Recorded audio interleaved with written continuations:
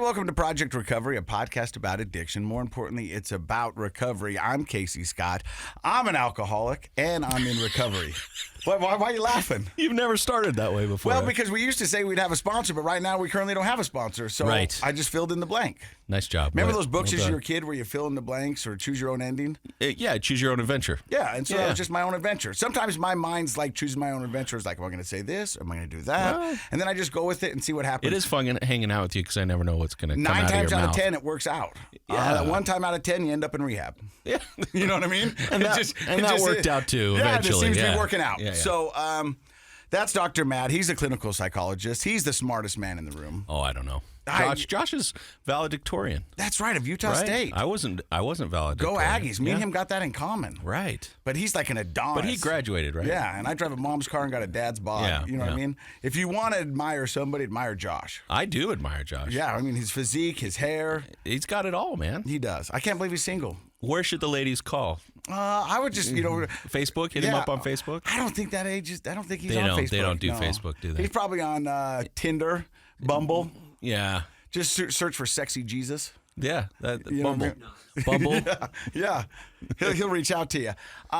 So I'm glad we're starting out with a little laughter because I've had a tough week. Have you? A really tough week. I have somebody really close to me that is currently battling addiction. Right. And it's not my story to tell, so I can't tell any more than that. But I can tell you that everybody I know who's associated with this person is looking to me for answers. And, Sure. And I'm glad that I could provide direction and some resources, but other than that, which is a big help. Right. But I keep telling these people, they have got to want it. All we can do is have boundaries, be supportive, and after that, it's up to them. Are you or the people in your life that are concerned about this person struggling keeping the boundaries? Because we talk a lot about how, we don't want to enable, but we also love, friends and family that are struggling with addiction. It's a hard balance to find. You know what, to be honest with you, I don't think there's ever been clear-cut set boundaries. Okay. You know what I mean? It was one of those things that I think a lot of addicts and loved ones of addicts go through where they're waiting to see how it all unfolds. Yeah. We've said it before, sometimes people think if they ignore the problem, it'll go away. Right. Sometimes they think that it will just work itself out. We call that denial. Yeah. And denial is very powerful, and there's a lot of it in recovery. Yeah. And, I don't see it, or I distance myself from it, I ignore it. Freud called it the queen mother of defense mechanisms. It's the main thing we do, and it's not healthy. Yeah. And so there's then that, and we've said it before, hope is amazing. And you hope that somebody will get better. You'll hope they will do the next right thing. You'll hope for a lot of things. Mm-hmm. But prayer is also amazing. But you cannot pray this disease away. Nope. As much as you want to. I think you can ask for guidance. I think you can ask for solace. I think you can ask for help. But praying is not going to make this go away. Well, what you're sort of illustrating here is all the people around this person being very active and doing things like having hope, talking, supporting, praying. But in the end, all of that support, all of those resources, it comes down to this person. What is their journey? What's their motivation? Are they ready to change? You and I talk a lot on this show about, the process of change, the science of change. And it comes down eventually to that person's level of commitment and readiness. And they got to have skin in the game. It reminds me of that time I was sitting in my therapist's office up at Pinnacle Recovery. And my therapist goes, "Hey, I got to let you know something." And I go, "What?" And he goes, "I don't want your recovery worse than you do." Yeah. And right now it seems like I do. And I don't want that to be the case. And so if you're wasting my time, please don't. We'll just sit here. He goes, if you don't want it, then you're not going to get it. Nobody can want if I want the recovery for you, I can want all I want, but that's not going to make a difference. Right. Just like all the support and resources in the world can be available. And you know what? Here in the state of Utah, we have a ton. Yes. We have a lot of great places and resources and a lot of caring people that want to give their time and energy to support people who are ready for recovery. But in the end, you're right. It's up to the person. And so we were talking about that, and then we went and looked at some recovery houses and all that other stuff. And one of the questions somebody asked me was, will this recovery house work? And I go, sure. And they go, you don't sound too certain. And I go, no, it will. And you know what? There's more than a dozen in the state that will work. Yeah. But it will only work if that person wants it to work. Right. It's sort of like going to the gym. What you put into it is what you're going to get out of it. Any gym can get you fit if you put the right amount of effort into it. You can go to Rob Eastman's gym and you can get fit, you can get yoked, and you can do that. But you can still go there. You can get yoked. Yoked. Okay. Yeah, yoked. Yeah. But it reminds me, and hear me out on this, but it makes sense. Yeah. Like you can have all the state-of-the-art equipment. Right. And you can get big and you can get buff and you can get everything you want. But when Rocky fought the Russians, where did he get big at?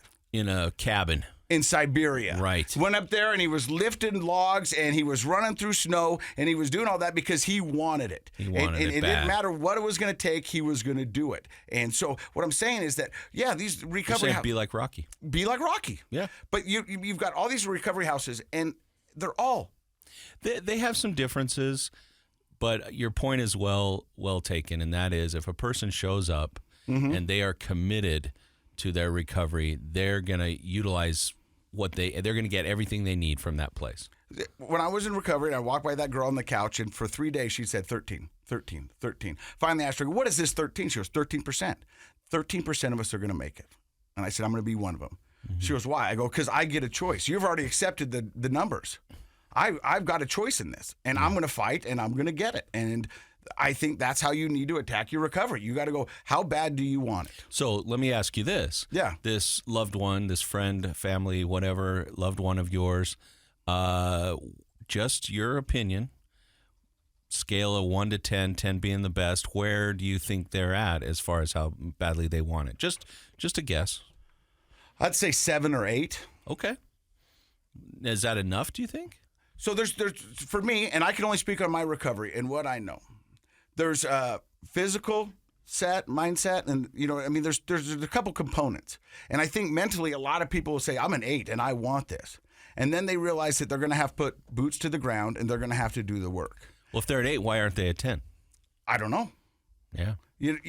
That's only a question that can be answered by the person, probably. Because I think you're there's giving still yourself a little out. I still think there's a lot of unknown. Of how it's all going to play out. I've been very fortunate. I've been very blessed. I mean, I had great support system. I had great friends. I had a company that believed in me. Right out of rehab, I had people who were willing to give me jobs. That's not to say that I wasn't willing to do the work, and I took every job that was offered to me. Yeah. I drove my daughter's bike to Smith's to get milk for the family. I walked. I took the train. Whatever was put in front of me, I said, I will do it. Right. Because that's what it's going to take to get what I need back. So you feel like you were a 10 out of 10? I was. I do. Yeah, from I think you are. Probably not until my second week into rehab. I think the first couple of weeks I still thought I was going to So BS what did everybody. that conversation do for you? You've mentioned that before on the show, like where that therapist said, that I don't want it more than you want it. So what changed in your mind why was that a pinnacle moment? Up to then, my ego was such that everything really just worked out. And I managed to finagle and finesse anything I ever wanted and got whatever I needed. While you drank. While I drank. Right. And I would say that's true. I don't think that's an exaggeration at all. And I remember sitting down in this process group with 15 guys, and I've told this story before, so sorry if you've heard it. And I remember this guy next to me, this little Mexican dude, who was completely tatted up. Neck tattoos, head tattoos, face tattoos. If there was empty skin, he could put a tattoo on it, and did. And I got ready to sit down, and this is the first time I was introducing myself to the group. Yeah. And I was getting ready just to regale these guys with the story. And I swear in my mind, I thought when I'm done with it, they're going to stand up, they're going to cheer, and they're going to walk me to the front door and say, you're not supposed to be here. Yeah. Right. I'm not kidding you. In my mind. I believe that's what you thought. You know what I mean? And I thought they were going to be like, yeah. Oh my! Let's put this guy in charge. Yeah. Why aren't we listening to this guy? Yeah. And I got about a third into my story, and this guy leans over and goes, "Hey," and I go, "Yeah," and he goes, "Shut the F up," and I go, "What?" He goes, "Shut the F up." Yeah. He goes, "You're really going to sit down here and try to spin this BS?" He goes, I don't know if you noticed this, but there's 14 of us who have had that exact same story and tell that exact same tale. Yeah. And so until you want to get real, I don't want to hear another word from you. Yeah, he put you in your place, huh? And I wanted to go, oh, they didn't tell you who I was? Yeah. I'm Casey Scott. Your ego stopped dead at Didn't the door care. right there. Did yeah. not care. Didn't even bother. Didn't matter. He's like, do not sit down here and try to BS us. Isn't that just the most growth potential opportunity when your ego, any of us, Oh, yeah. when your ego just gets checked? That is an opportunity for growth. But man, it is tough. He checked me, brought me up, and checked me again. Yeah. You know what I mean? I was like, whoa. And so that was the first inclination. But we all need that. Yeah, that was the sometimes, first one think. that I was like, well, maybe this is not going to work. Yeah. Maybe I'm not going to be able to get out of this. And then when I sat in there with the therapist, and he goes, I got better things to do than have you sit down and lie to me. So until you want to be real, we'll just sit here in silence. Yeah. I do not want your sobriety worse than you do. And if I do, this is not going to work. Sometimes when I talk to patients, we talk about, are we having an inward focus or an outward focus? If you think about your style of thinking throughout the day, am I outward focused? Well, you have to be. Like the things that we do, we're focused on outside of us, the job that we have, the people that we talk to, the things that we do. But how often do we shift to an inward focus? What do we purposefully ever kind of do the self-check? Am I focusing inward? How do I think about this? How do I feel about this? How do I evaluate? Do I validate or invalidate myself? Where am I at? And I think that people in entertainment like yourself who have big personalities are 99% of the time outward focused. 100%. I spent the first half of my life being outwards, trying to make you laugh, trying to see where you wanted to go and try to give you what you want. I never self-reflected. I never checked in with me to see how I'm going. Well, I'm going to hold out. I think you had 1%, and that 1%, that's where you covered that up with drinking. Yeah.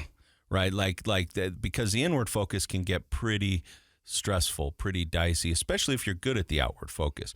If you're good at working the room, if you can walk in and I remember you were maybe a year into sobriety, and I was downtown with friends having dinner and stuff, and we were walking from one place to another. And I look over, and I didn't know you were downtown, and you're over there making friends with the guy playing guitar on the corner. Do you remember that? Yeah, I was trying to get him a job inside the bar. I was like, it's going to be a lot warmer in here, man, and the tips will be better. So there it is. Casey's like working the room, and the room is just, he's trying to bring this guy from outside in. It was hilarious. And I'm like, that is your talent. But the inward focus wasn't a natural talent. And I think having our ego checked, having a therapist really force you to look inward, that is such a growth-oriented opportunity that I think that is where we go from that pre-contemplation to contemplation and then into action. We can't really get into action until we learn to have an inward focus. And I think that's the key to where all this whole conversation right now today is like, is this person, this friend, loved one of yours, are they ready for that inward focus? We can wonder if they're at an 8 or a 9 or a 10, but really, how much inward focus are they willing to have in their life right now? Are they ready to shine the light on that and deal with the consequences where they may fall? And a good therapist can promote that. A little guy in your group can yell at you and promote that. But in the end, you have to be willing to look inward. And that can be scary. But that's why finding the right facility, finding the right therapists and things, and being willing to do that, they can support you in it, but you still have to be the one that takes the plunge. That's why you're the smartest man in the room. I don't know about that. I love it. I'm holding out on, I think Josh. I almost said an amen when you shut up. Okay. I was like, amen. Hallelujah. You can. Go right ahead. It's forced now. Then I'll have to check my ego even more. Hey, we've got a great show for you today. We're going to introduce you to a young man. His name is Bryan Hedin. Yeah. He's been at Renaissance Ranch for 12 years, started as the chef. He's now the CEO. The executive director. Not sure what that means. Still, it's a big title. It's a bigger title than me. Yeah. You went from chef to that. I mean, that's huge. Well, and by chef we mean a pretty shoddy cook. Pretty shoddy cook. I like that. Right on. But they're also going to talk to us about this great thing that's going on. It's called the Village Effect, and it's a resource for those looking to help in the mental health arena. I'm excited about it. It sounds really cool, and it sounds like its time has come. And he's teaming up with a good friend of ours, Rob Eastman, who's also here. We're going to find out more about that in just a few seconds. You're listening to Project Recovery right here on KSL. Hey, welcome back to Project Recovery. I'm Casey Scott. That's Dr. Matt Woolley. He's a clinical psychologist. Our guest today is Bryan Hedin. We talked about a little earlier in the podcast. You started out as a chef at Renaissance Ranch, and then you moved to executive director. But that's really not the case. You actually started as a patient. Correct. And before we get to what brought you there, tell us a little bit about Bryan. Where did you grow up? Who are you? You know, kind of a little story. Yeah, sure. Thanks. My name's Bryan. I'm an addict in recovery. My parents are from Logan, Cache Valley. I didn't grow up there, but I still have a lot of family up there and a lot of ties up there. Mostly grew up in the Sandy area up by Albion Middle School until I was 12, and then we moved to Farmington. So I really kind of grew up in Farmington, Utah, going to Lagoon and throwing dimes and shot glasses. Which was crazy because that was a thing. Because my mom used to smoke, and she'd send us to Lagoon and give us a handful of dimes, and we spent hours trying to win her ashtrays.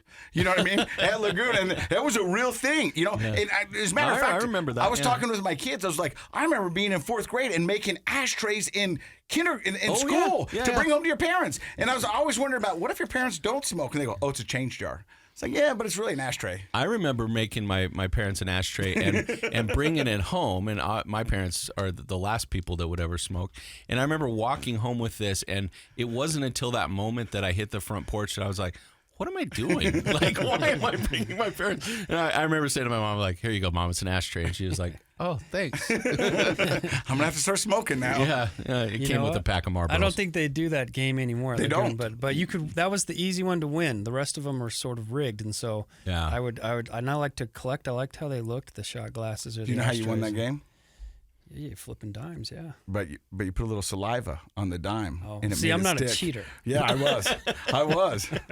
And so you put a little spit on the dime and it made it stick. I wish we'd have met in junior high. My life would be so much better. You'd have so many more shot glasses and ashtrays. I would, yeah. But you grew up in Farmington. Yeah. Pretty good childhood? Yeah, pretty good childhood. I mean, my story's it's my story. So I don't want to say it's run of the mill, but I was growing up going to scout camp and playing ball, baseball, basketball, soccer, golf, football. I mean, All-American kid. All-American kid. Big family? Big family? 4 siblings. Yeah, 4 siblings and big extended family, big Utah extended family. Grew up religious, grew up in a religious home. Lots of cousins, all that kind of stuff. Lots of cousins, Where were you in your sibling order? Second oldest. So I have 2 younger brothers and a little sister, and then an older brother. So it seems like everything was good, but that's normally not the case if you end up on this podcast. Something seems to have happened. Yeah, so it's kind of a Jekyll and the Hyde thing. I was always a creative kid. I was always a curious kid, and so Jekyll and Hyde, meaning I actually enjoyed going to church. I benefited from that, the structure, and just had some positive kind of vibes and feelings growing up in that church. But then I would roll homemade cigarettes at recess in 6th grade and smoke them under the pine tree. And so things just were kind of it was black and white with me. I didn't live in the middle a whole lot, which led to, I think dishonesty was probably maybe the defect of character that kind of fueled a lot of it, was not having the courage to tell the truth about what's really going on in my life from the ages of 12, 13, 14, 15, because I felt like I had to check the boxes. So for the listeners that may not be aware, I'm sure most of them are, if you grow up in an active LDS home, then things like drinking and smoking are completely out. They're against the religion very specifically. So as a 6th grader, you're 11 turning 12 in 6th grade. Yeah. Just out of curiosity, was it just curiosity? Was it a sense of rebellion? Like if you were having a good experience going to church and absorbing all those teachings, why are you rolling cigarettes on the playground? Just to help me understand that. Yeah, I don't know if I can. I mean, I think it was just kind of, I have this kind of impulsive, curious, creative, and maybe some kind of like I want to rebel, sometimes. Even still, I kind of have this like I just like to rebel. See, I imagine myself sitting next to you underneath that tree, rolling cigarettes with you. And some of it, for me, I can just tell you from my experience, is the shock value of other kids. You know what I mean? And going, hey, do you see what those guys, because people are talking about us. Maybe you hit on something. That rings true for me, is like getting attention or validation from other kids, and they're laughing and having a good time. And I like to, maybe I like people to laugh at me and accept me. Kids are not going to go home and talk about what they learned in English class, but they'll go home and talk about the two idiots smoking cigarettes underneath the tree. That's true. I mean, that's the way my mind works. I mean, I'm just telling you.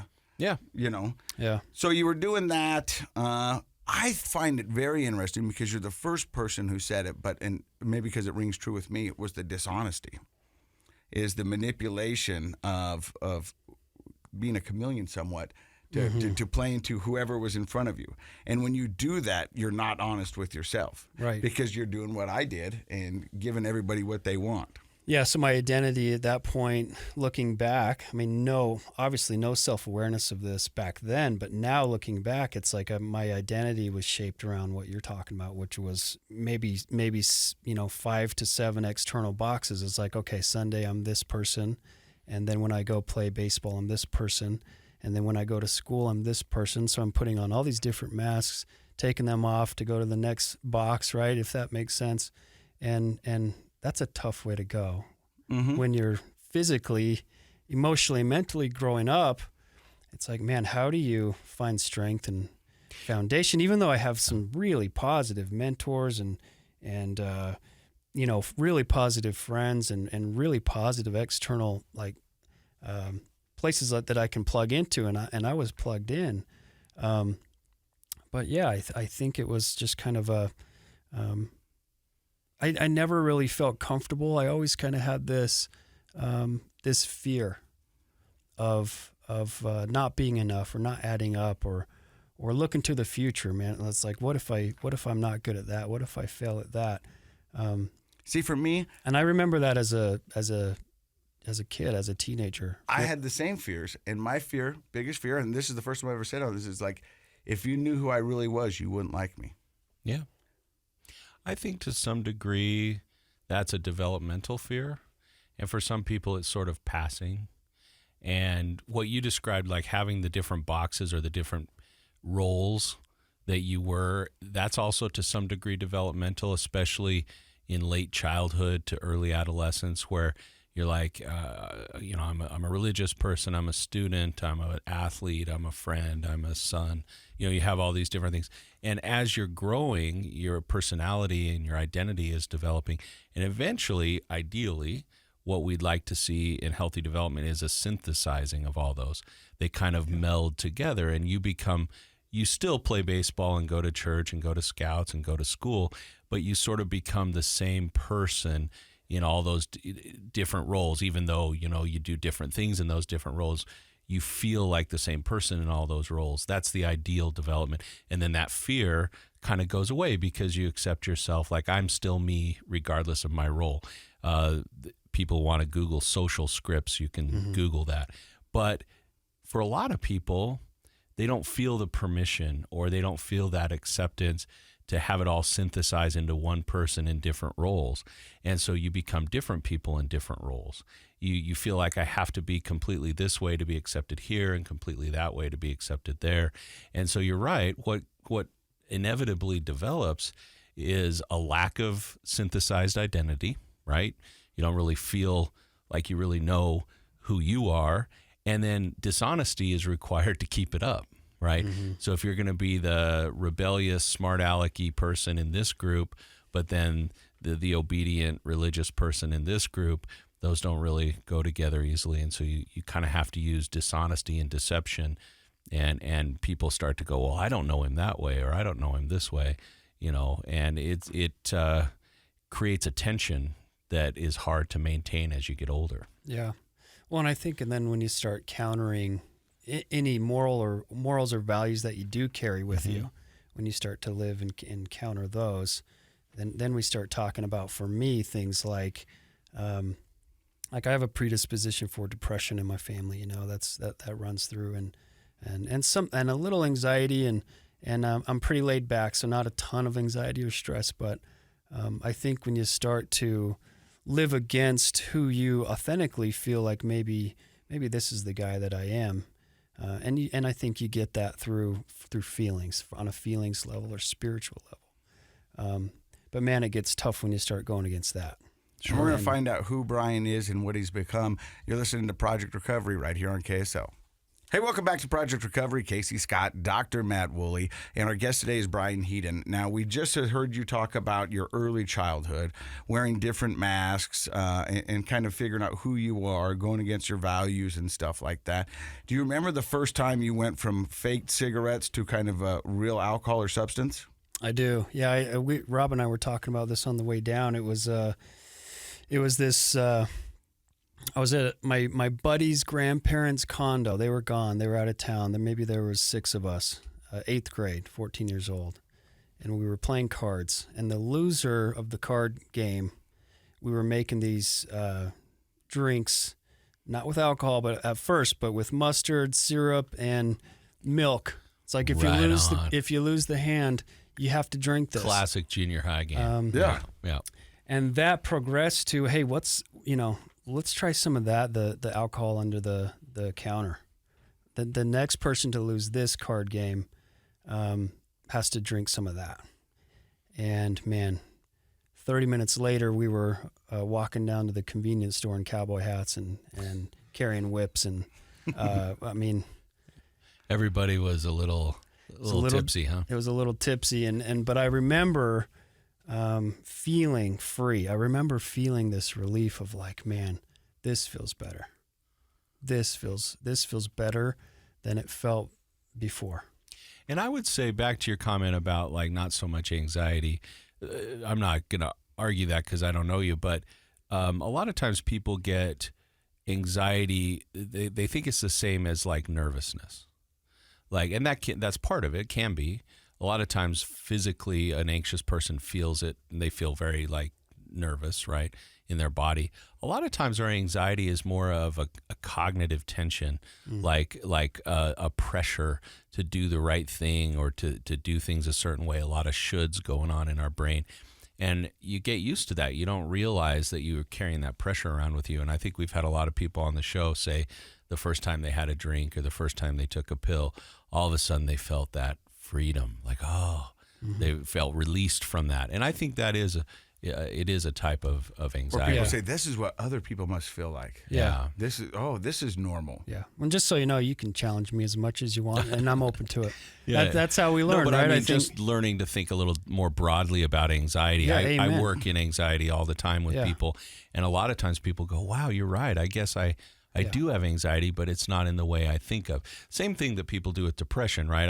Men are the worst at this. Men are like, well, I'm not depressed. Yeah. And what they mean is I'm not staying at home in bed crying, because that's what they saw on TV growing up. And that's still what is said about. But for depression, a lot of times it's irritability. It's negativity, it's pessimism. It's not necessarily sadness. And so when we realize, oh, you're right, I am depressed, or oh, you're right, I am anxious, that opens up opportunities to get help. Yeah, if you're open to it. Yeah. Yeah, which I am. So you're doing great. So you're in 8th grade, you got cowboy boots on, cowboy hats, a whip, you're hammered, you're walking down the streets, and you say, this feels different, this feels better. This feels better, this feels free, this feels like maybe I can be myself without repercussion. Maybe I can, I felt like I was a little, funnier, taller, more handsome, etc. All of the sudden. I mean, I was standing on top of the world. So the day after, you and your friends, do you think, hey, maybe this is our jam, maybe this is what we do? Or did you feel a ton of guilt? Both, right? Yeah. Both. So I felt like it was, for me as a person, even as at that age, I did have this sense like, man, I shouldn't do that. And I don't know if that came from the religion or if that came from just me as a person at that point. But I did have some of that, followed by, you can't tell anybody about this. And followed by, we should probably figure out how to do it again next weekend. So already you're starting off. Did you talk to were your friends also in a similar position where this was the first time they drank? And I believe so. And did you guys talk about like, are we going to do this again? Like, or was it very private, your thoughts? No, we were definitely on board. I mean, I think on board to do it again. And I think in that time frame, it was like punk rock music and kind of anti-authority, and Sure. we're going to do what we're going to do, and we're going to have fun and grow up. And all buy houses next to each other, and it's what every eighth grade guy says. And get a van. Yeah. Hang out with the girls and have a good time, and let's do that again. So it started continuing. You guys would do it frequently, or just whenever you could get a hold of it? Hard to get it, and this is back in the mid '90s, and so, at least I wasn't aware of other narcotics around, or at that point even marijuana, or so it was kind of alcohol when we could get it, but we would also dabble in like drinking Robitussin. Because we found out from somebody that worked too, and worked in quotations, meaning like it messes you up, but it's not fun. I mean, yeah. But guys like you and I Mm-hmm. I know, and Rob is like, even if it's not fun or it doesn't feel great, we still do it, which is a little crazy. Stupid, but we do it. Yeah, just to be altered. So then you move into high school. Now, at high school, you're kind of still on that same path, not touching any substance, No, I would call it socially partying here and there, because I got to keep my grades up for baseball. I have a girlfriend, so I want to do right by her and her family and my family, and I need to pass the sacrament on Sunday and head towards a mission. So it's still a mixed bag of Jekyll and Hyde. Yeah, I was going to say, did that further the divide between your Jekyll and your Hyde side? For sure. And I think as you get older, maybe it becomes more intense, and the consequences might get a little bigger when you start burning bridges with people and relationships, and or you get kicked off a team, or you get kicked out of school, and those are just examples. I didn't get kicked out of school until later in college, but... So, at any point in high school, did your family get clued in on the Jekyll and Hyde persona, or did you have them pretty much snowed the whole time? No. Master manipulator, master at covering my tracks, until they got too messy later on in life. But in high school, it was a little easier to bring home a good report card or hit a home run in the game, and people are happy for you, and or do what you got to do on Sunday. And so as long as you're checking those external boxes, I think people don't look a little deeper, maybe, than they should. Don't you think that's one of the risk factors that all of us who are parents can fall into? I mean, sometimes we look at those external factors like grades, and we assume, oh, my kid's doing well because they're getting good grades, or my kid's doing well because they're involved in positive things like music or sports or extracurricular activities. My kid's doing well because they get up and go to church with me on the weekend. And I think as a parent, it's hard because we're trying to manage our own lives, right? Our work and paying the bills, and sometimes we over rely on those external factors as indications that our kids are doing well, when in fact maybe we don't really know what's going on in their lives. Yeah, it helps us. I think it helps us feel comfortable.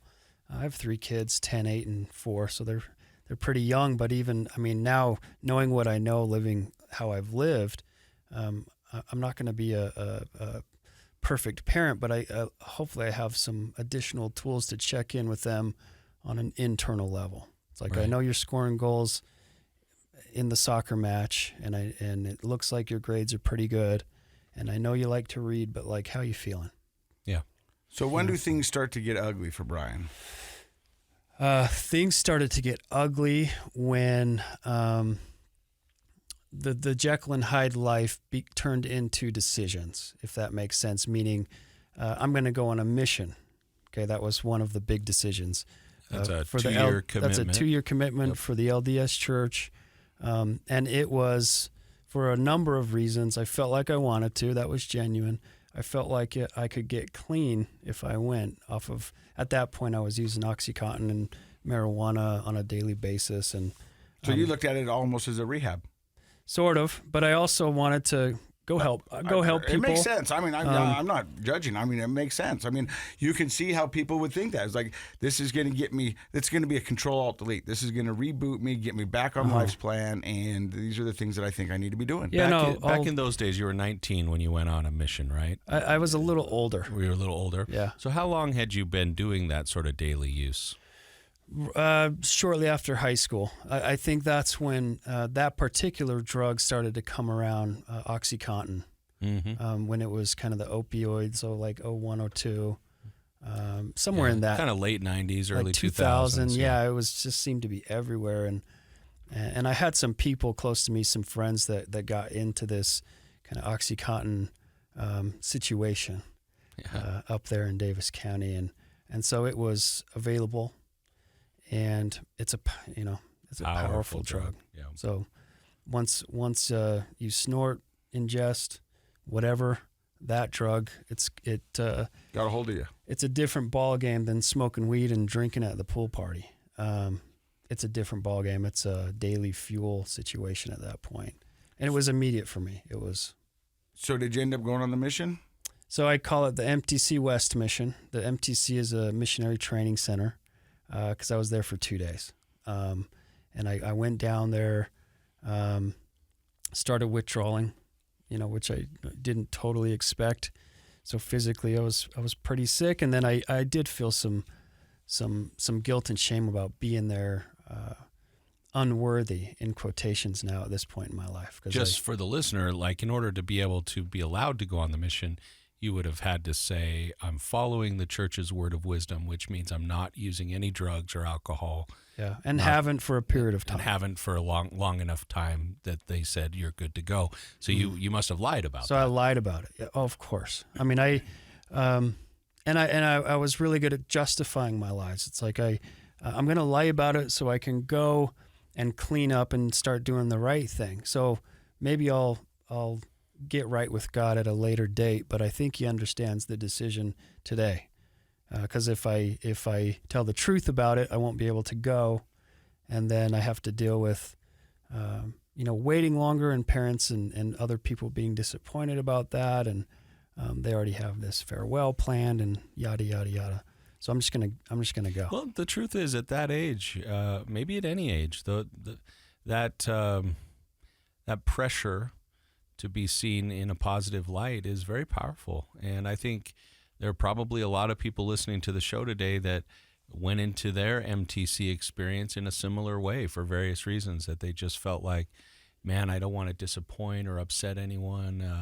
It'd be humiliating, so I'm going to keep some of these things to myself. And I've talked to a lot of people that's sort of like an infection that doesn't go away. It's hard to manage knowing that you're being dishonest with yourself and with your religion. So, yeah, absolutely. And so I lived the next chapters of life going through this. But you came home in 2 days. What brought you home?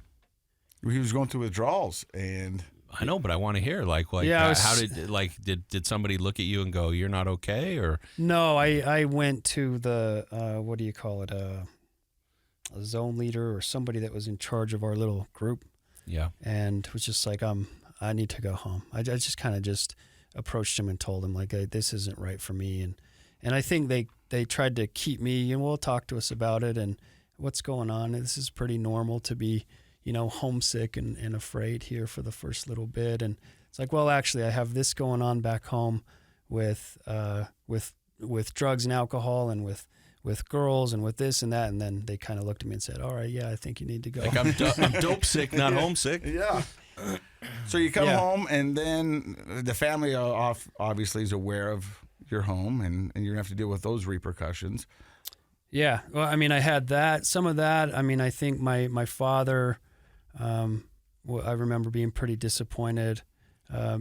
He didn't say that. He didn't, and I love my dad, but I think he picked me up, and I just remember him crying from the time they picked me up until we got home, like no talking, just crying. And my mom was in the car as well. They were divorced at the time, but they came and picked me up, and, I would have liked to had a conversation at that moment in my life. And I'm not blaming them. My parents are awesome. They did the best they could, I think. But was that sort of part of the family culture? Was it hard to have meaningful conversations in your family? Yeah. So my family is deflect with sarcasm and humor. Yeah. And sweep it under the rug, especially if it's painful. And so you can see how that everybody suffers in a family of good people when that's the style, because you can't get to authenticity that way, can you? No. Yeah. No, it keeps driving the masks and the external and the fake, for lack of a better word. Just like the acting, I'm a 2 thumbs up, everything's good guy. Yeah. And so, if I can get you off my back with a joke or some sarcasm or anything like that, now you're speaking Casey's language. Yeah. That's my cruise control. Yeah. That's my autopilot. So you're back home, taking it. You didn't get off the drugs. No, I went right back to it. I mean, that night I was tripping on acid up at a cabin. I mean, so it was. Josh had a giggle on that one. Yeah. It was full speed ahead, and which I think then it starts coming into play as like I'm a failure. At least in that area of my life, I've just failed that. So I'm gonna own this part of me, and I'm just gonna run with it. I'm just gonna run. I'm gonna run with it. I was still interested in playing ball, and I had some connections that I had an opportunity to play at. Back then it was called Rick's College. So, yeah. So now BYU Idaho, but back when they had athletics. Church school. Yeah, church school. So kind of played my way and reconnected with some people up there, and they said, yeah, we'll pay for half of your school. Come up. Let's get you cleaned up here. So I was honest with them about what was going on. So I went up there, signed the honor code, no drugs, no alcohol, no sex, go to class. I mean, you have to dress, wear this, shave. Yeah. Okay. Yes. Shaving is the one that always got me at BYU. Yeah. My intentions were good. We're pure. My intentions were to go play ball, change my life, clean up, see what, let's go give it a go. And I felt like that place helped me in a lot of ways. I knew it was a positive place. There were some amazing people up there, coaches, teammates who I still talk to this day, some friends. But I got back into partying pretty quick up there, and found some teammates that would, and found some other students that were kind of living on the edge in the back alleys of Rick's College, having kava parties and such. Well, there's always if you want to find it, you can find it anywhere, right? And yeah, and it was a part of me. It wasn't where I lived or who I was around, or it was me. I didn't know anything about the disease of addiction at that point, or at that time. I had never considered getting help at that point. Did you just think it would work itself out? I thought I was smart enough and capable enough that eventually I was going to figure it out. You can outsmart it, right? Yeah. Because at that point, I was using to wake up and go to practice and go to class. I mean, I just had to have the energy to function. I wasn't having fun. It just became who I was. When you wake up and you ingest it, and then you get on with your business. But yeah, it was eventually I'm going to sort this out and figure this out. I didn't have any friends that had been to rehab or treatment, or I was naive to that whole world. So is this the college you got kicked out of? That's the college I got kicked out of, and yeah, and I was pissed. I get it. I was pissed because I thought it was unfair, and I thought they were judging me, and tied that resentment to the religion. This super judgy religion at that point that kicks me out of school, and they're supposed to, forgive and have your back, and that's not what Jesus would do. And so my religious resentment kind of took off at that point. And it became more vocal religion. And things got pretty dark from that point, moving forward. Now, having said all that, somehow managed to get married in the temple to my high school sweetheart, and ruin all of that within a matter of a few years. And that's really that relationship crumbling. By that time, I was 27, separated from that. Thank God for her, really, and her family, because that was all just dishonesty and manipulation. And I mean, she didn't know that I was using the entire time, and that was 4 years. And so, and she had known me since high school, so put her through a lot. But kind of the catalyst moment for me, if we can go there, maybe. Is this your rock bottom? Yeah. Let's hear it. Yeah. Was so separated there. No real identity or career. I dropped out of 3 colleges, kicked out of 1. And for a guy that I felt like I was capable and smart and able to do some things in this world. So I started thinking about suicide. It's like, man, you've failed everything that you've done, and it doesn't really make sense. And you're addicted to drugs, and she doesn't want you anymore, and they're looking at you different. Even your buddies that use, when they start looking at you a little different, that's a different feeling. Mm-hmm. So I'm by myself. I'm in my mom's. I love my mom. She's a good codependent, and couldn't kick me out on the street, and so, which isn't necessarily healthy, but I'm in the basement. I'm on a twin mattress, and I'm coming off of heroin. By that point, I was using heroin, IV heroin user. So it had gotten really serious. Really serious, and I had kind of accepted if this next shot takes my life, like, it's probably so be it. Okay, and it's probably justified. My level of shame was like, man, I probably deserve to go, so I don't hurt anybody else, or disappoint anybody else. I've been doing that for a decade. I don't want to do that anymore. So I'm laying down in the basement. My mom's out of town. I think I'm the only one home. I have the house dog he laid next to me for 2 days straight, which is, I think dogs are pretty know. special. They know when you're not doing well. But I'm withdrawing. I'm about a day or day and a half into withdrawal. And I remember I have no money. I have nothing. I have nothing to my name to go score again that day. But that day was different. I woke up and like I didn't have the energy to go score. And I didn't have the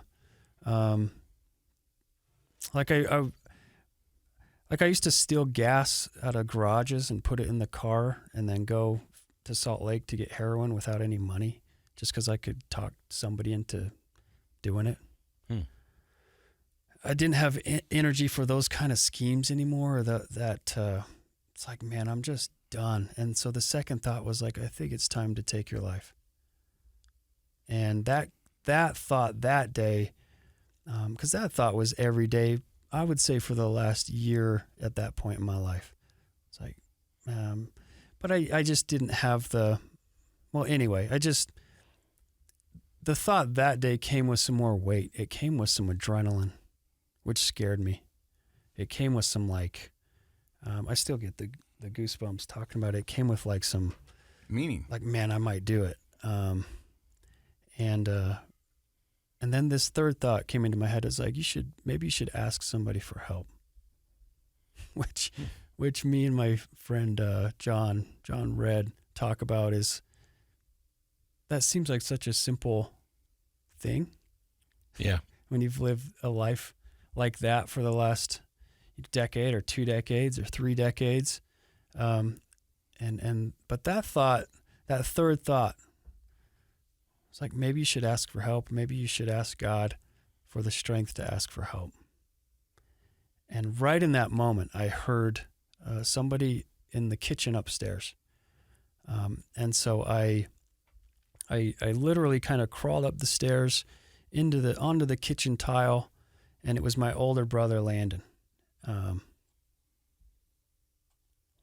and my nephew was with him. My nephew was like 2 at the time, and Landon wasn't. He was kind of busy doing stuff, and he said, "Hey, Bryan, can you feed Jack, my nephew? Can you get him some cereal, some breakfast?" And I was like, "Yeah, 2 thumbs up, guy. I'm doing great. I'll get Jack some cereal." So I had Jack come over and sit down on the kitchen tile next to me because I was laying down. I mean, I didn't have strength to really. I was just done, And so I tried to feed my nephew some cereal, but I couldn't get the spoon. I couldn't get the food to his mouth because I was shaking so bad, and so I couldn't feed him. And by this point, I looked up, and my brother was like a laser right on me. He was like, "Are you okay?" And I just said, "No, I'm not okay, Landon, and I need some help." And right in that moment, my life changed forever. Just the simplicity of, with a humble, genuine desire of just like unloading and saying, "I am not okay, and I need some help right now." Kind of started the ball rolling to detox and then to Renaissance Ranch in 2008, and then getting introduced to the world of recovery and that whole language for that spot, our spot at Renaissance is a lot of 12-step language, and getting introduced to men that. So a big thing there is a lot of peer-to-peer and brotherhood and culture and sticking together and doing it together, not just while you're in treatment, but after we get out of here, we're going to stick together and do this thing. Building the community. So building the community, and then I bought in. I bought all the way into recovery, to the literature, to the meetings, Alcoholics Anonymous, Narcotics Anonymous, sponsorship, service positions. Going bowling after meetings. Yeah, I didn't know people bowled sober. Yes. Yeah, they do. Yeah, and softball. I mean, to me, I was like, wait a minute, you guys do this sober? Sober softball. We put together an absolute dynasty for about 8 years.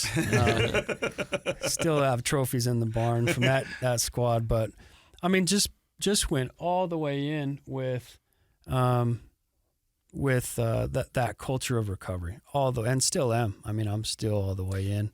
But so many people have a rock bottom. They have, they get into treatment and they don't buy in 100%. Or my high school football coach would say 110%. He wasn't really good at math, but apparently you can be 110%. And you bought in. What was it about it that you just latched onto? Because I can tell you just really latched onto that. What did it do for you that you didn't want to let go of? So I think pain is a really good motivator, and I had reached a level of pain. We might call it the touchstone of spiritual growth. Pain, I was done, and so, gosh, I remember early on just laughing, like a sober laugh, or noticing like the sky, or the temperature of just the weather, or having a, working out. So, I mean, all of this was just, I never thought, like sobriety just seemed, I had tried so many times on my own that it just seemed like it wasn't going to happen. And so when it actually started to happen, there was kind of this spark or this flame of drive and to keep it going. Because it's like, oh, it is possible. So it sounds like you experienced that relief from the pain, but also a reconnection with joy. Like these little things really all of a sudden popped and they did something good for you. Yeah. Recovery. It's like the first time in my life. I don't know if I can say that, but it's one of the times in my life where things became internal and real, on a genuine internal, feelings of joy or hope or identity or that could be lasting. Yeah. But you think about it, 10 years of running and gunning, and you don't have much of that, the authenticity, the joy and everything. I remember people would be like, this is BS, man, because you're having all this fun and we're paying the consequences. But for the last 5 years, I wasn't having any fun. I was just doing it to get normal, just to, like you said, to make it through the day. This was just part of, I mean, it wasn't fun. Yeah. You know what I mean? And as a matter of fact, it was painful because I could look in people's eyes and know that I was letting you down and I was hurting you and I wasn't the guy I wanted to be. And it was just miserable. So all of a sudden, after 10 years, to find the simplicity of life and the joy and laughter of a young child or a cloud in the sky, I mean, you forget about that stuff. Yeah. I mean, you at one point you couldn't even get a spoon to your nephew's mouth. Yeah.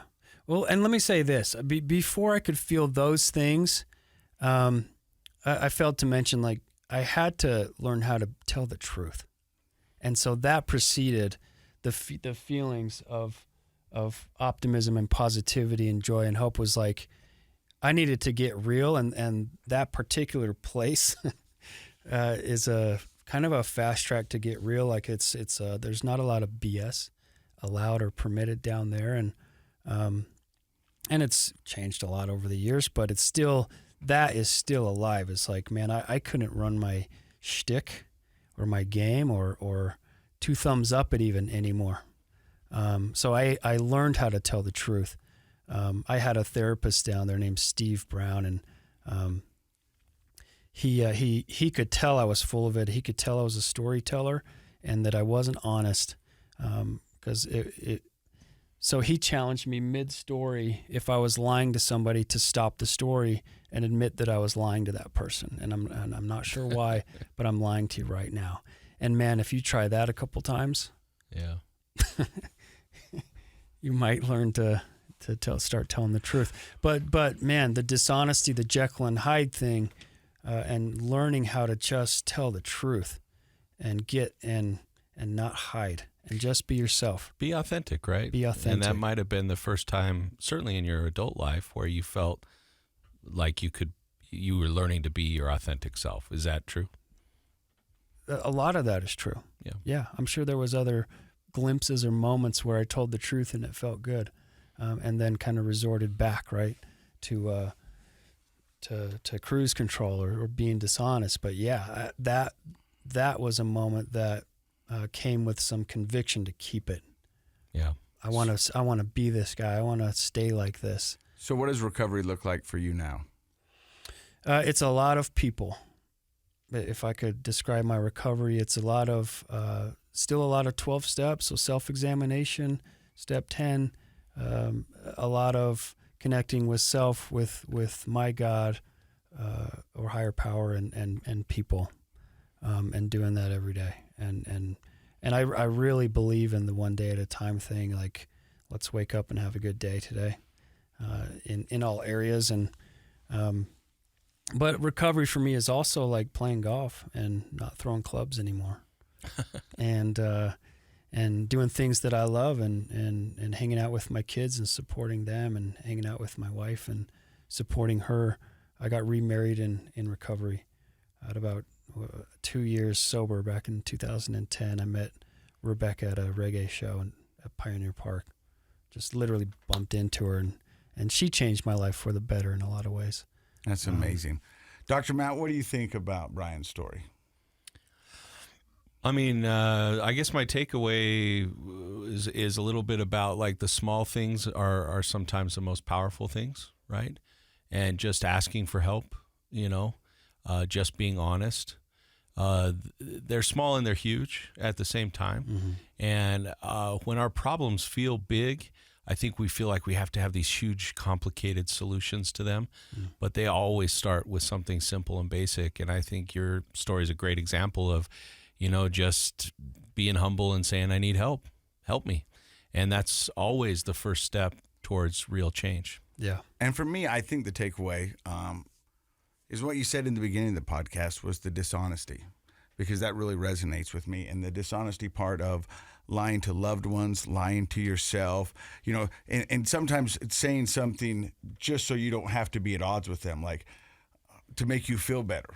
because you don't want to have that confrontation or that authentic conversation. So I'm going to tell you what you want to hear, even though I don't agree with it, because I don't want to have this conversation. Well, I like Brian's 2 thumbs up guy. Yeah. You know, I was the 2 He's got thumbs that up. smile. Look at his smile. You can see that. Yeah. I mean, if I could have 3, I would have done 3 thumbs up. You know what I mean? Because that's what I wanted to be. And so sometimes you need to be honest with people, even if it's not exactly what they want to hear. And you've got to be honest with yourself. But that starts with being honest with yourself, right? You can't be honest with somebody else if you don't know who you are, if you're not honest with yourself.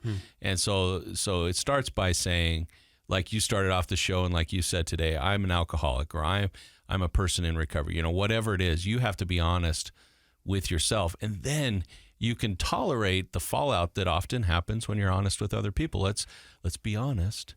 Being honest isn't always popular with the people you're talking to, right? And I'm a pleaser by my personality. I know that. And I know that I fall into that category a lot by just saying to people what they want to hear, or, you know, like it's easier that way.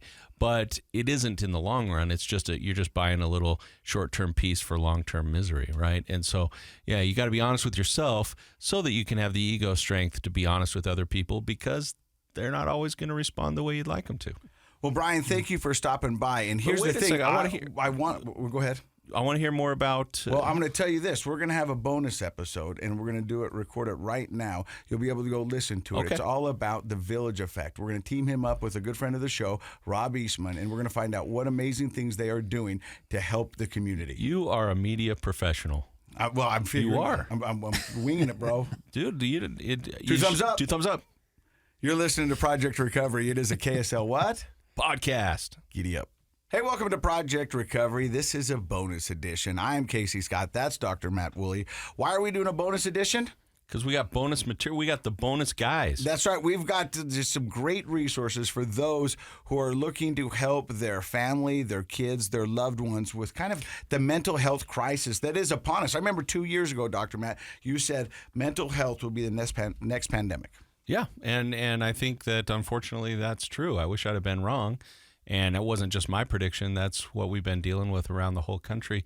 And what I love about what these guys are going to come in and talk about today is how to help people navigate that, like especially focused on our youth. We're going through a lot of youth-based mental health problems around the country currently, coming out of the pandemic and things that are happening in schools, and parents, teachers, other people, coaches that are working with kids, they need resources. And so that's what we're going to talk about today. And when it comes to coaches and people working with kids, we always bring in our good friend, Rob Eastman. How are you doing, buddy? And I'm so grateful to be here. I'm good. I love hanging out with you guys. So thanks for having me back. And we just did a podcast with the guy next to you. His name is Bryan Hedin. How are you doing, buddy? I'm good. I'm great. So you guys have teamed up to form this resource, and it's all about mental health and our youth, and you guys are calling it the Village Effect. Yeah. So anybody that knows me knows I've been in the mental health world for a while, but I've also been in the schools coaching and kind of swapped over from adult addiction recovery stuff to the prevention piece. And when I did that, I found that I could make a big difference in these kids, but then they would go back home and be reindoctrinated with the bad habits, or there was just a lot of pieces to the puzzles not happening. So I really jumped headfirst into it. And as Matt can say for himself, like we are overwhelmed with clients, and it needed to get back. I just kept feeling like there's got to be some resources. There's got to be resources. I can only do so much. And then talking with Bry and his brother Jameson, it's like they've been in the adult world for so long. Jameson went to school, certified therapist. Bry went into the house, inpatient rehab. I went into the schools and was on the street, ground, getting it done. And then I'm seeing all these young kids committing suicide. All these families drowning, not knowing what to do. Therapists are out a year. What can we do?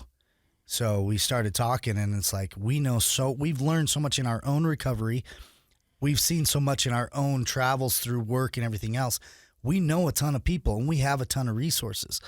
But when you're struggling, when you're drowning, and you Google mental health or rehab, 10,000 things come up. How do you know what's the right thing? So we felt like we could get into the houses, get into the families, and share some of these resources, get to know their needs, and help get them to where it is, whether that's working with us directly or if that's a program somewhere in the state or if that's a coach down the street, whatever it is.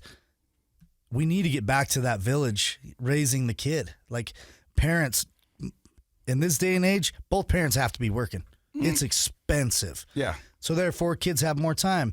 Blame the technology. They don't have anything else to do. They're doing school online. They're doing, games are online. Socializing online. If the parents can't afford playing sports, there's no camps, there's no nothing. So what are they supposed to do? And everybody's just trying to juggle these pieces while our communities are struggling. So, Bryan, tell me about lake effect. Where do you see it helping? No, village effect. I almost had it. Yeah, well, we normally talk about drinking and alcohol, and lake effect happens to be a bar. So. Yeah, but what is village effect? So village effect is literally tapping into the village of professionals and non-professionals and community and outlets that can help raise the youth of today. What kind of professionals are you looking for? What kind of professionals do you have? I mean, when you say professionals, in what arena? In all aspects of life? Well, primarily in aspects of medical. So plugging them into nurse practitioners, doctors that are invested and passionate about mental health and responsible as far as prescribing. So medically, clinically, so plugging them in ideally to clinicians and social workers that are in recovery. So they've lived an adolescent life like we have, that maybe if they had some support, maybe if we had some specific type of support that we trusted and were comfortable with at the age of from 12 to 18, maybe we would have talked about different things. Maybe we would have chosen some different things. Maybe it would have been attractive to maybe walk down some different paths. So we want to cover medical, clinical, spiritual, physical, in all areas, but we want all of these referral sources that we know and can tap into talking to each other about the same family.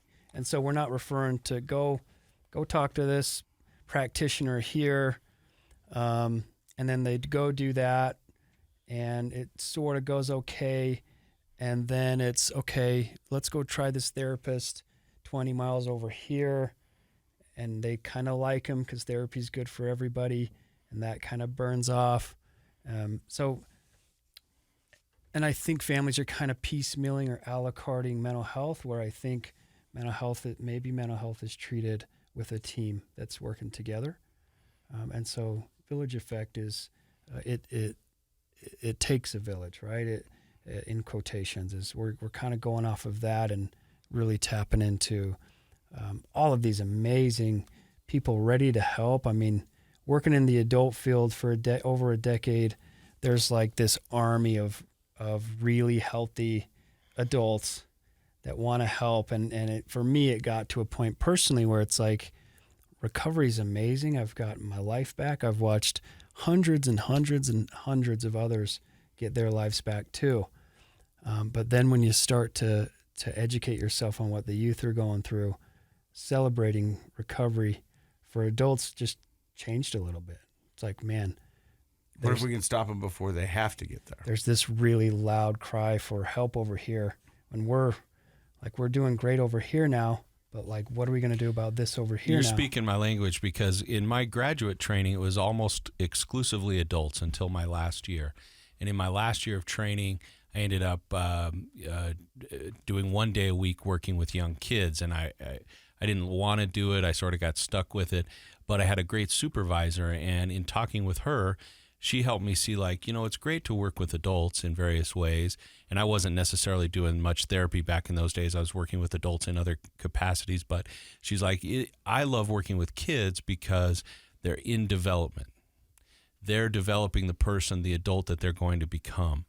And and she said, if you think of it like a vector, we want to get to a healthy spot. But what if little tweaks and changes get those kids off a healthy trajectory? As professionals, we can maybe bring them back. So with little tweaks and changes, we can get these kids back on a healthy trajectory so their vector heads to that healthy adult place. And I think that's what you're talking about. That's what I like about working with kids. I work with a lot of youth, so older children, teens, and young adults, and people are still in that. I love working in that developmental time period because we can take something that's a small issue that definitely can become a big problem, but if we can help get them back on track, that's very, very satisfying from a professional's point of view. But you said something interesting before we were on the air. You guys were talking about consulting, like helping people find the right fit. And I think that's hard. Tell us about how you do that. So I think we trust the people that we've met over the years. I think trying to fit for me, if I'm referring somewhere, I'm trying to fit personalities to personalities, likes to likes, and maybe some background to background, and personal stories to hopefully relate to other personal stories. So consulting with a family, I don't like the word consulting because I don't like, I don't see myself as business, but I am. But I hear that. But you know what? It is a healthy consultation. Means you're getting to know them. Conversation. Right? Yeah. Getting to know the family. We want to really get to know the family and what they like and what are their interests and where do they go and why do they go there. And then maybe we have I think we will have some outlets that we've just met some amazing people. You know, you brought up the family, and Rob, you can take this one because I've been fortunate enough to hear you speak. And during your speech, sometimes you'll stop and say, hey, look, not all dads are good at everything. And not all moms are good at everything. There's certain things that we're good at, and there's certain things that we're not good at. But that doesn't necessarily benefit the kid. Yeah, I think a lot of us, like I was saying before, a lot of people try and wear every single hat, which really pulls from the kid's development. So I do what I do well, right? I focus on my fitness. I focus on my youth. I focus on my psychology. I don't clean my house. There's certain things I just don't do. I don't mow my lawn because the time it would take me to do that and build some bitterness, I can make way more money doing what I love. So if a stay-at-home mom is feeling resentful that she doesn't get to chase her dreams being a businesswoman, she would be better off going and being a businesswoman and coming home and having passion to her kids and allowing somebody that really wants to teach her kids something to teach them. As a coach, I can do more for your kid than you can in that setting because you get to be the dad. They get to come home and tell you something that they did today. You're not the one barking at them for doing something wrong. I love it. Yeah. Sometimes I talk to people about that as like recognizing the dual roles that you're playing in your life. If you're playing a dual role with your kid, for example, if you're trying to be the tutor and the parent, if you're trying to be the tutor, the parent, and the coach, you're going to fail at least one of those. And I've said what you're saying, especially in the tutoring arena. I get at the University of Utah, I get the chance to work with the kids of a lot of really smart, well-educated folks. And one of the complaints I'll hear a lot is they're like, I know math better than their high school teachers. Why won't he sit and do his math with me? And we talk about the fact that that's a dual role. It's not working. You know, if you can, wouldn't you just like to have a good relationship with your kid? It's worth the money to pay the tutor so that they can engage with them. And so I think that's what you're saying is helping parents identify their kids' needs and where to go to get them met instead of trying to meet them all themselves. Yeah, and I think if parents see that as they're failing or they're not a good parent if they refer them out, that's just not the case at all. No. And then what he was talking about earlier, too, with the therapy, you get one bad therapist or you didn't like the event, therapy doesn't work. Right. And they throw it to the wind. I hear that a lot. So if we can eliminate some of those things and kind of ease in and find what's necessary from day one, saved money and a better experience. So what you're saying is you guys have years of experience in the community. You know a lot of people. Okay.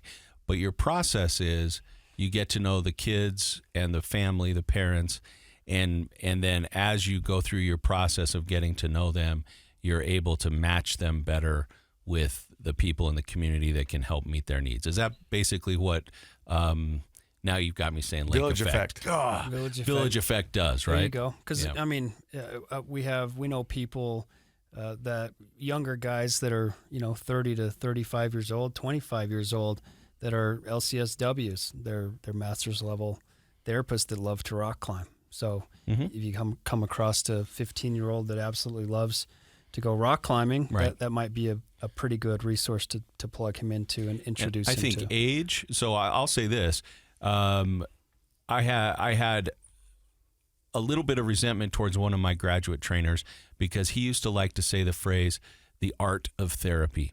And at that point in my career as a graduate student, I was like, I don't want there to be art in therapy. I want there to be science in therapy. I want to know what works. I don't want to be one of those fruity guys with a ponytail that's just telling you everything's okay. That's not the kind of therapist I'm going to be. So don't tell me there's art in therapy. Guess what? There's absolutely art in therapy. You need science and you need effective treatments. But what you also need is a good match. And sometimes somebody will come in and meet with me and I'll say, you know what? This person should be working with a female therapist.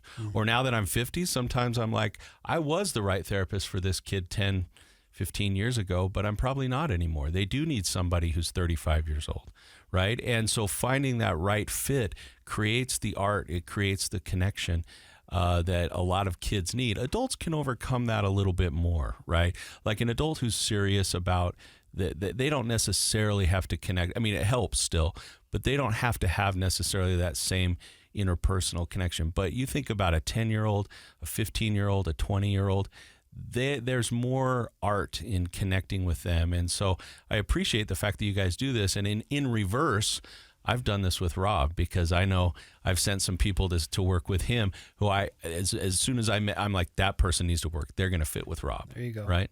Yeah, and that's what it's about. It's a consulting and referral, source that hopefully our hope is we have this amazing culture that we found as adults from the treatment center that we went through that is real, and it's hundreds and hundreds and hundreds of us literally that are still super tight and we stick together, and it's this really healthy network. It's like, man, we have to try to build this with the youth.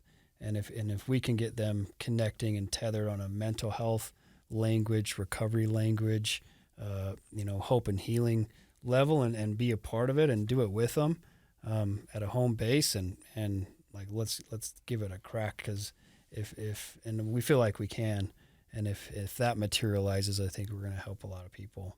So, Rob, if people wanted more about Village Effect and all the things that you can do, how do they find you? What do they do?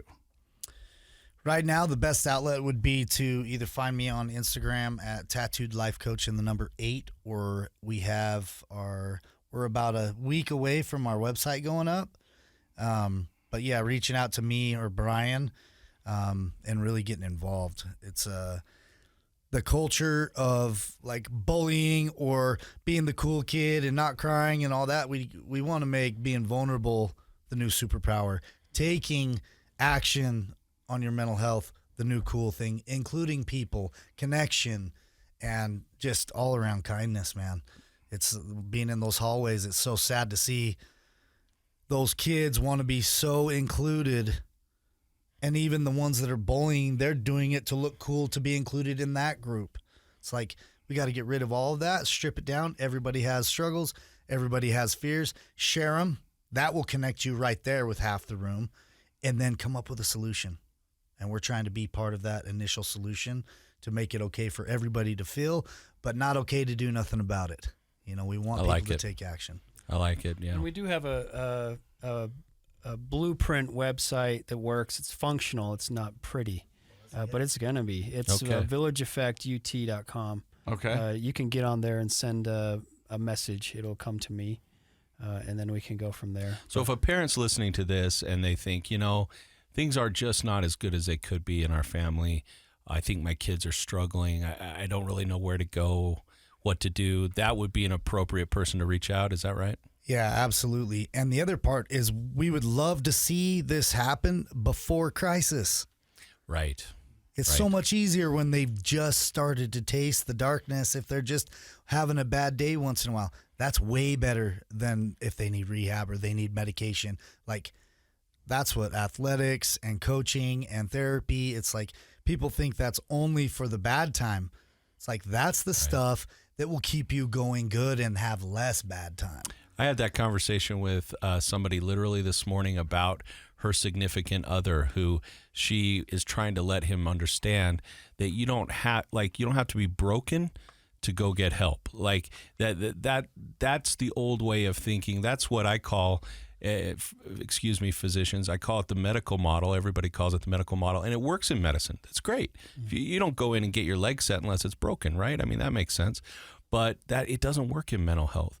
Like waiting until you've had a crisis, boy, that's silly, you know? And if we understand that coming in, getting some help, getting some consultation, taking advantage of the village of people that we live around. Man, we're so lucky in Utah. We have so many great people and great resources in Utah. We really do. And guess what? A lot of them just go unused until there's a crisis. So I'm with you 100% on that. Let's have a different model. I love it. So go check it out. It's villageeffectut.com. Get a message to them, and I can't wait to see what you guys do, and I would love to have you guys come back. Deal. Love you guys. Thank you very much. All right, you're listening to Project Recovery. This has been a bonus edition right here on KSL.